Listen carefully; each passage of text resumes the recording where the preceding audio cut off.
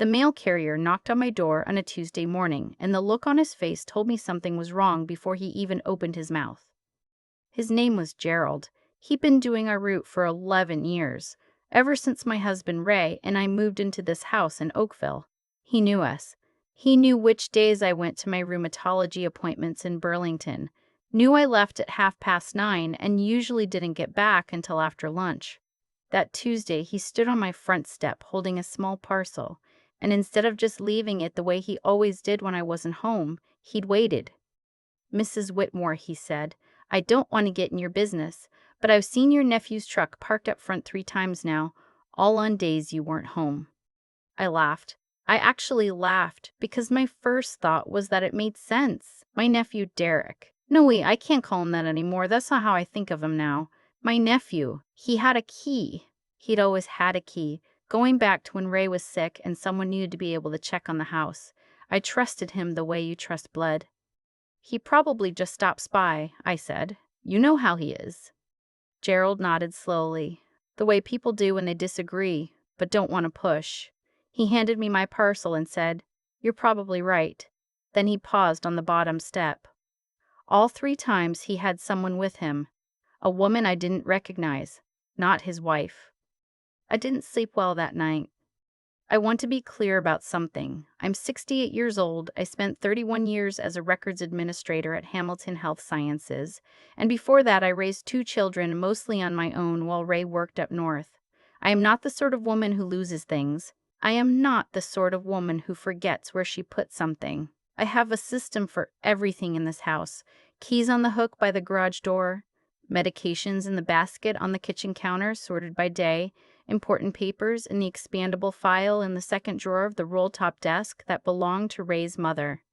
So when I went to the desk in late October to look for a document I needed for my property tax appeal, and the file wasn't organized the way I'd organized it, I noticed the tabs were in the wrong order. My homeowner's insurance folder was behind my mortgage discharge when it should have been in front. Small things, the kind of things that could be explained away. I told myself I'd put them back wrong the last time I'd been through them. I told myself I was tired. I'd had a bad week. My hip had been flaring. I hadn't slept. I'd been dropping things. My daughter up in Sudbury had made a comment on the phone about whether I was managing okay on my own, and I'd been stewing over that for days. The last thing I needed was to start suspecting myself of shuffling my own files around in the night. But the feeling stayed with me. The following week, I noticed a folder had been moved outright. My copy of the house deed, the one I'd kept in the left-hand section of the drawer for 20 years, was now in the right-hand section. And there was a faint smudge on the cover, like someone had handled it with slightly damp fingers and hadn't noticed. I sat down at the kitchen table, and I thought very carefully. My nephew had a key. He knew where Ray kept his papers because he'd helped me sort through Ray's things after the funeral. He knew I went to Burlington every second Tuesday. He knew I volunteered at the Oakville Museum on Thursday afternoons and sometimes stopped for groceries on the way home. He knew my schedule better than almost anyone because I told him, because I trusted him, because after Ray died 4 years ago, my nephew had been the one who showed up with groceries and stayed for dinner and told me I wasn't alone. I put the kettle on and I sat there until it whistled, and I thought about what Gerald the mail carrier had said. I didn't say a word to my nephew. This was the hardest part, harder than anything that came later. He called me that Friday evening the way he always did, just to check in, and I talked to him for 22 minutes about nothing. The weather, the hockey scores, whether the city was going to fix the pothole in my street before winter. I sounded normal. I hope I sounded normal. My heart was pounding the entire time.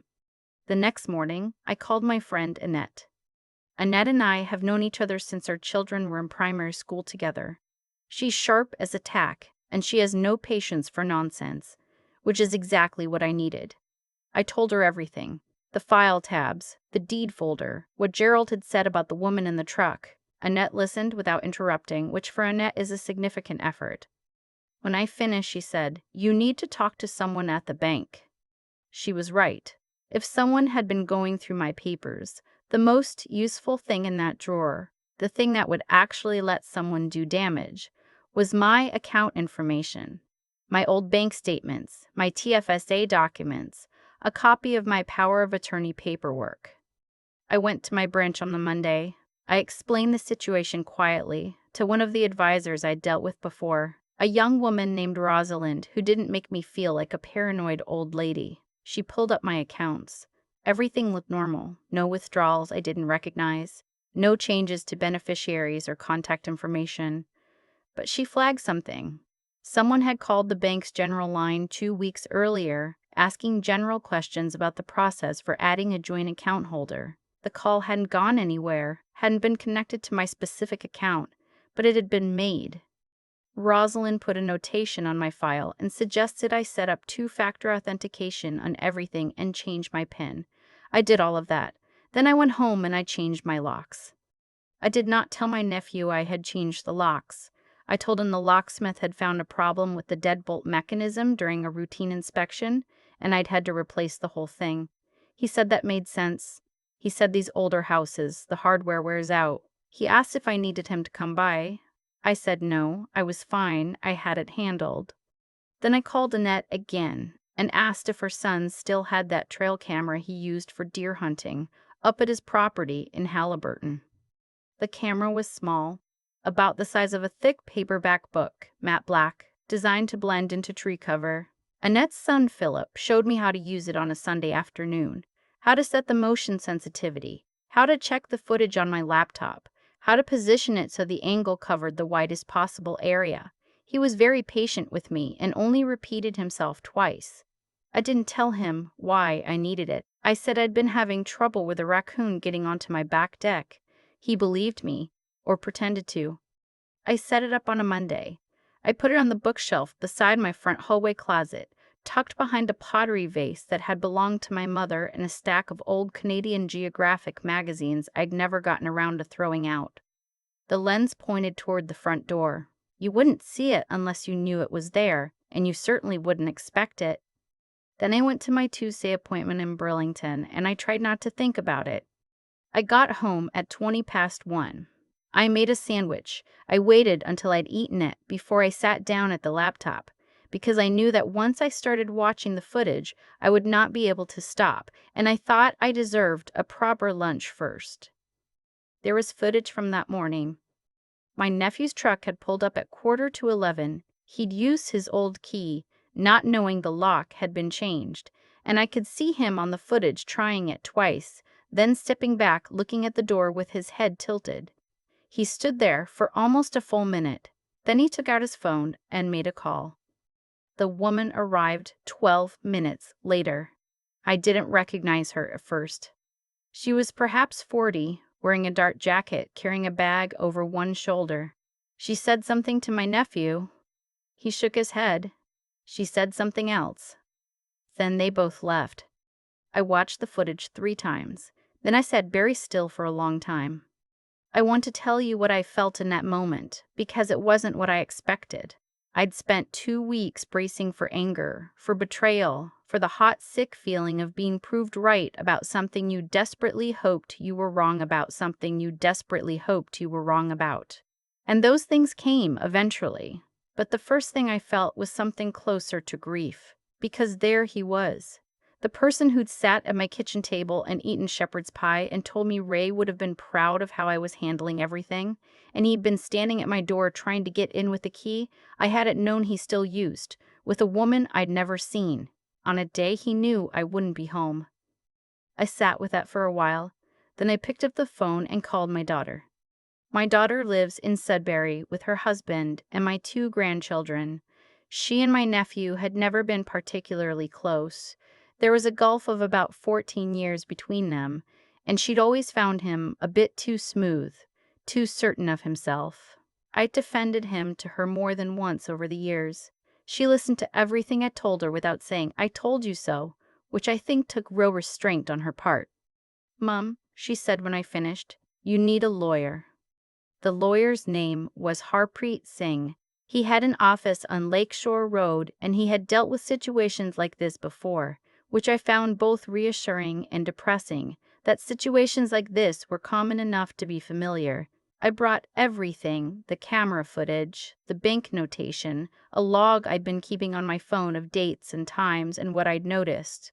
Harpreet looked through it carefully. The attempted entry isn't on its own a criminal offense if he had an authorized key, he said. But the circumstances, combined with the bank inquiry and the document handling, give us a fuller picture. The question is what they were trying to accomplish. That was the question, wasn't it? Harpreet suggested I do something that made my stomach clench. He suggested I give my nephew a reason to come back. He explained it carefully. Not entrapment, not anything illegal, just an opportunity. If my nephew believed he still had access, and if he believed he had a reason to act, we might learn more about what he and this woman were actually after. I thought about it for 3 days. Then I called my nephew and mentioned, casually, that I'd been thinking about updating my will and had an appointment with my own lawyer that coming Friday. I said I was feeling my age. I said Ray had always wanted to make sure the house stayed in the family. My nephew said all the right things. Of course, whatever made me comfortable. He loved me and only wanted what was best for me. I got off the phone and felt a cold, specific kind of sadness that I don't have a better word for. On Thursday afternoon, the camera recorded him and the woman on my porch again. This time, they had a locksmith with them. They were attempting to have a new key cut that would override my lock.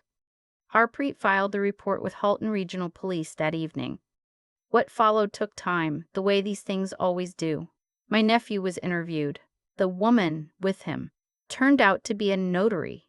Not a licensed Ontario notary, as it happened, but someone who had let her standing lapse and had been operating in a gray area, doing paperwork for people who didn't ask too many questions. Together, they had been building toward something. They had a document prepared that, had it been signed, would have added my nephew as joint owner of this house. They were working on getting access to my papers to make the signature look plausible. The police explained this to me in a Tim Hortons of all places, a detective sitting across from me with a coffee she barely touched, walking me through what they'd put together. I remember thinking that this was not how I'd imagined finding out. I'd imagined something more dramatic. Instead, it was fluorescent lights and a corner booth and a woman explaining methodically that my nephew had been planning to take this house. My house. The house where Ray and I raised our kids. The house with the garden he planted in the backyard, the one that still comes up every spring, the hosta and the black-eyed Susans and the climbing rose along the fence. He was going to take it. My nephew was charged with attempted fraud and conspiracy to commit forgery. The notary was charged separately. He has not called me since the charges were laid. I don't expect him to. My daughter drove down from Sudbury the weekend after the charges were filed, which is a 4-hour drive each way, and she didn't mention that she'd had her doubts about him for years. She helped me sort through all the files in Ray's old desk and make sure everything was properly organized and secured. And then she made me a proper dinner and we watched something on television that neither of us can remember now. And I was very glad she was there. The house is still mine. It will be mine for as long as I can manage it, and after that I will decide what happens to it in my own time, in my own way, with a lawyer I trust, and not one single signature I didn't choose to make. Gerald, the mail carrier, still does our route. On the days I'm home when he comes by, I wave from the front window. He waves back. It sounds like a small thing. It doesn't feel small to me. I think about what might have happened if he hadn't waited that Tuesday morning. If he'd just left the parcel and moved on. I think about the files in the wrong order, and how close I came to deciding I just put them back wrong myself. I was this close to convincing myself that the confusion was mine, that I was slipping, that I needed to be watched over and looked after and managed. I was not slipping. I was being stolen from by someone I loved, and my own instinct told me the truth before anything else did, and I had the sense to listen to it. 68 years old. I know where I put things. There's a moment I keep coming back to, sitting at my kitchen table, the kettle whistling, knowing that the files in Ray's desk had been touched by hands that had no business touching them. I hadn't called anyone yet. I hadn't done anything yet. I just sat there with that knowledge and decided I was going to trust myself. That decision was everything. I've thought a lot about what this whole experience came down to, and I don't think it was complicated, really. My nephew made choices grounded in the belief that I wouldn't notice, or that if I noticed, I'd talk myself out of it. He was counting on me to doubt myself, and for a few weeks, I nearly did. That's the part that stays with me. Not what he did, but how close I came to accepting his version of reality over my own.